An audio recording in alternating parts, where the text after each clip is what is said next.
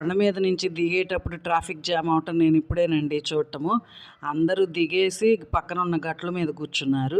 ఇక మేము కూడా దిగి కిందకొచ్చి గట్టు మీద కూర్చొని చూస్తూ ఉన్నాము.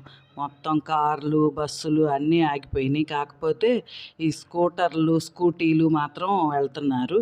ఇప్పుడు పులి కానీ ఎలుకబంటి కానీ ఏమన్నా వస్తే పరిస్థితి ఏంది అని నేను అనుకుంటుంటే, ఇంతమంది తిరుగుతుంటే పుళ్ళు ఎందుకు వస్తాయిలే, అవి మనకన్నా తెలివిగలవి అనుకొని ఆ గట్ల మీద కూర్చొని చూస్తూ ఉన్నామండి. ఇంతలో కొంతమంది ముందుకెళ్ళి అక్కడ ఏం జరిగిందా కనుక్కుంటున్నారు. మా వారు కూడా వెళ్ళి 1 కిలోమీటర్ దాకా నడుచుకుంటా వెళ్ళి చూసి వచ్చారు. మా పక్కన కూర్చొని డ్రైవర్ గారు ఒక మాట అన్నారండి. ఎక్కిన కాడ నుంచి ట్రైన్కు టైం అయిపోతుంది, మేము రిజర్వేషన్ చేయించుకున్నాము అని చెప్పి చెవిలో జోరీగల్లాగా మాట్లాడుతూ ఉంటారు. ఒక్కొక్కసారి ఆ మాటలు మమ్మల్ని చాలా ప్రభావితం చేస్తాయి. ఆ టెన్షన్లో కొన్ని ప్రమాదాలు జరుగుతాయి అని చెప్పారండి. కొండ మీద నుంచి దిగేటప్పుడు ట్రాఫిక్ జామ్ అవటం నేను ఇప్పుడేనండి చూడటము. అందరూ దిగేసి పక్కన ఉన్న గట్ల మీద కూర్చున్నారు.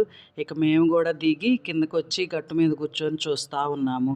మొత్తం కార్లు, బస్సులు అన్నీ ఆగిపోయినాయి. కాకపోతే ఈ స్కూటర్లు, స్కూటీలు మాత్రం వెళ్తున్నారు.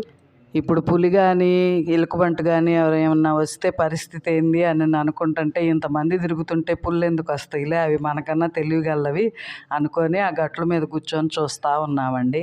ఇంతలో కొంతమంది ముందుకెళ్ళి అక్కడ ఏం జరిగిందా కనుక్కుంటున్నారు. మా వారు కూడా వెళ్ళి 1 కిలోమీటర్ దాకా నడుచుకుంటా వెళ్ళి చూసి వచ్చారు. మా పక్కన కూర్చొని డ్రైవర్ గారు ఒక మాట అన్నారండి. ఎక్కిన కాడ నుంచి ట్రైన్కు టైం అయిపోతుంది, మేము రిజర్వేషన్ చేయించుకున్నాము అని చెప్పి చెవిలో జోరీగల్లాగా మాట్లాడుతూ ఉంటారు. ఒక్కొక్కసారి ఆ మాటలు మమ్మల్ని చాలా ప్రభావితం చేస్తాయి. ఆ టెన్షన్లో కొన్ని ప్రమాదాలు జరుగుతాయి అని చెప్పారండి.